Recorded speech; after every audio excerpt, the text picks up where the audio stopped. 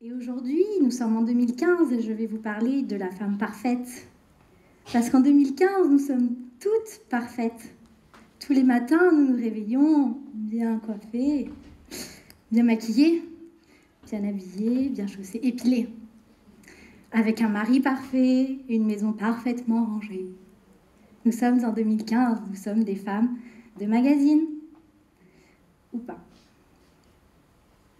Plus sérieusement, on ne peut pas être parfaite partout. Par contre, moi, je vais vous donner aujourd'hui 3 conseils pour devenir superwoman. C'est possible. Premier conseil, faire ce qu'on aime. Alors quand je dis faire ce qu'on aime, c'est comme dans l'expression « trouver un travail que vous aimez et vous n'aurez plus jamais à travailler dans votre vie ». Et la première question que j'ai à vous poser là-dessus, sur ce sujet, avez-vous déjà fait un bilan dans votre vie?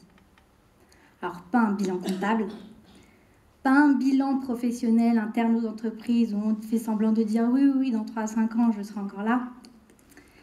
Non, un bilan sur soi.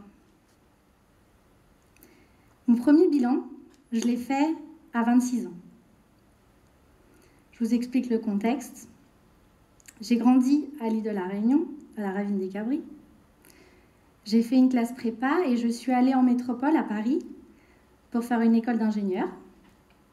Puis j'ai enchaîné sur une école de commerce en master spécialisé et j'ai trouvé un job. Le job bien payé à Paris, sur les Champs-Élysées, avec des super collègues.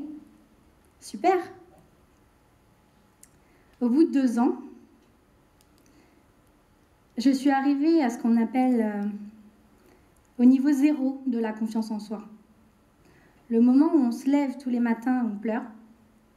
On rentre le soir dans les transports en commun, on essaye de ne pas montrer aux autres qu'on pleure. Le matin où je me disais, je voyais mon manager et je lui disais « Mais oui, tu as raison, je suis nulle. Tu as raison de me balancer ces feuilles au visage en me disant « Tu es nulle !» Enfin, moi, c'est ce que j'entendais en tout cas. Et là, je me suis posé des questions. J'ai fait mon premier bilan. Parce que j'ai quand même fait 6 ans d'études. J'ai trouvé un super boulot qui me plaisait a priori. Et j'en arrive là. Au moment où plus rien ne va. Où je n'existe même plus moi. Et j'ai commencé à me poser des questions. Et à me poser des questions. Et à me poser des questions. Et un jour, je suis tombée sur un livre qui s'appelle « L'homme qui voulait être heureux » de Laurent Gounel, que je vous conseille. Laurent Gounel, dans ce livre, explique... en fait, il ne dit pas « Qu'est-ce que vous pouvez faire dans la vie ?» Il dit « Qu'est-ce que vous aimez faire? Qu'est-ce que vous avez concrètement envie de faire ?» Et ça m'a trotté dans la tête plusieurs mois, parce que ça ne se fait pas tout de suite. Et un jour, à midi, j'étais avec une collègue en train de faire du shopping après avoir mangé, déjeuné, avant de remonter dans les bureaux de l'immeuble. Et entre 2 robes, je lui dis « Si, en fait, moi, ce que j'aimerais vraiment faire, c'est rentrer à l'île de la Réunion et monter ma boîte dans le recrutement. » Et depuis ce jour-là, plus aucun matin n'a été le même. Parce que j'ai formulé ce que j'avais là, ce que j'avais envie de faire, ce que j'aimais faire finalement. Et vraiment, je vous conseille de faire le même bilan et d'en arriver là, au point d'exprimer ce qu'il y a au fond de vous, parce que vraiment, le lendemain matin, c'est plus du tout la même chose. Et ça a plus été la même chose depuis 2012.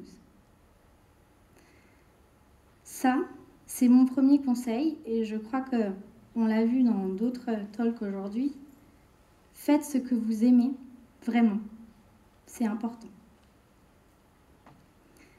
Mon deuxième conseil, travaillez toujours en talent. Voilà. Moi, je kiffe. C'est ma façon à moi de dire, soyez féminine. Acceptez votre féminité. Quand j'ai continué ce parcours avec enfin la conviction que j'avais trouvé ce qu'il fallait que je fasse dans la vie, j'ai commencé à travailler sur moi, sur la présentation. Parce que finalement, réunionnaise que j'étais, je m'étais embourbée dans la mode parisienne qui, à partir du mois d'octobre, se transforme en noir, gris, marron, aubergine. Donc voilà, il me manquait en fait des couleurs. Et j'ai accepté ça. Et j'ai commencé à mettre des couleurs dans ma façon de m'habiller. J'ai commencé à reféminiser ma façon d'être finalement. Et là où ça s'est ressenti, ça a été dans le travail. Du jour au lendemain, j'ai des managers qui sont venus me voir et qui m'ont fait « Anne-Laure, bon boulot, super, continue comme ça. » Ah bon? J'ai mis des boucles d'oreilles, c'est joli. Vraiment. Et le lendemain, j'avais des clients qui disaient « Ah, mais manager, mais Anne-Laure, elle est super, il faut trop qu'on la garde pour la prochaine mission. » Ce qui a rendu mes directeurs très, très, très contents. Et je me suis rendu compte de ce changement dans tous les jours. Il y a la première partie où j'ai dit ce que je voulais faire dans la vie. La deuxième partie où j'ai changé parce que j'ai commencé à exprimer à l'extérieur ce que j'avais en moi. Et ça s'est ressenti autour. Et ça a continué à se ressentir quand, en 2013, je suis venue à l'île de la Réunion, parce que j'ai trouvé un job à la Réunion, qui était dans la logique pour moi de mon parcours professionnel et qui allait m'amener, j'espérais en ce temps-là, à l'entrepreneuriat. Et quand je suis arrivée pour la première fois au rendez-vous qu'on appelle réseautage, donc les rendez-vous où on rencontre d'autres professionnels sur l'île, et bien comme je travaille dans le monde du numérique, les professionnels sur l'île, ce sont des costards cravates. Chemise, cravate. Et moi, je suis arrivée avec une jupe et des talons. Et bien on m'a pas loupé, dans le bon sens du terme. Parce que pour le coup, une femme dans le numérique, ça n'arrive pas souvent. Une femme qui en plus met de la couleur et montre qu'elle existe, eh ben, on s'en souvient quand on la revoit. Et ça, c'est important. En tout cas, dans un métier de représentation, et dans, je pense, tous vos métiers où vous mettez votre féminité en avant, c'est important. Même quand vous travaillez dans le BTP, vous pouvez être maquillée et coiffée, même s'il faut mettre un casque. Vraiment, j'en connais, j'en connais. Donc, mon deuxième conseil, finalement, aller faire du shopping. C'est vrai, quoi. Exprimez-vous dans ce que vous êtes tous les jours. Et je sais que ceux qui me connaissent ici diront que c'est vrai, c'est ce que je fais tous les jours. Mon troisième conseil,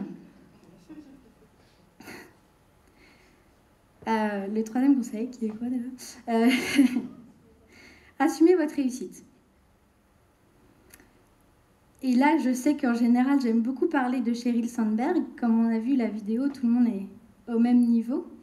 Moi, j'ai retenu quelque chose de très important de cette femme. D'abord, Sheryl Sandberg, c'est la numéro 2 de Facebook. Facebook, tout le monde connaît Mark Zuckerberg. Elle est juste en dessous. Et c'est une femme. Et dans les propos qu'elle a dans le TED qu'on a vu juste avant, elle explique une chose très importante sur les femmes vis-à-vis du succès.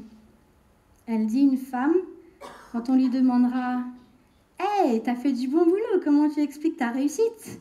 Elle répondra « Oh, j'ai travaillé dur, ça a été dur. » Ou alors « Mon équipe a été là, heureusement que mon équipe a été là, on a réussi tous ensemble. » Ou alors « J'ai de la chance. »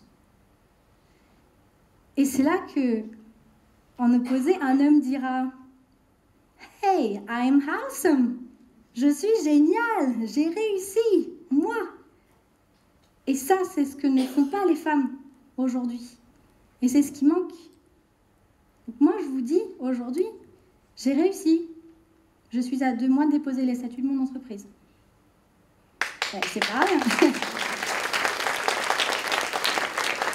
Donc, tout ça prend du temps, bien sûr, mais j'ai suivi petit à petit les 3 conseils que je vous donne aujourd'hui. Il y en a 7 autres, à vrai dire. Et ce que j'aimerais vous dire aujourd'hui, c'est 1. Faites un bilan sur vous-même. C'est important, même aujourd'hui, demain, même si vous l'avez déjà fait hier, faites un bilan, c'est important de savoir où vous en êtes. 2, allez faire du shopping. Ça, je pense que c'est le conseil le plus simple que je vous ai donné aujourd'hui. Et 3, allez faire la fête. Vraiment, quand vous réussissez quelque chose, allez le partager avec les autres. Parce que finalement, c'est ça, c'est le moment où vous partagez avec les autres, où vous vivez complètement ce que vous avez réussi, ce que vous avez pu accomplir jusqu'à ce moment-là. Et ce sont ces 3 petites choses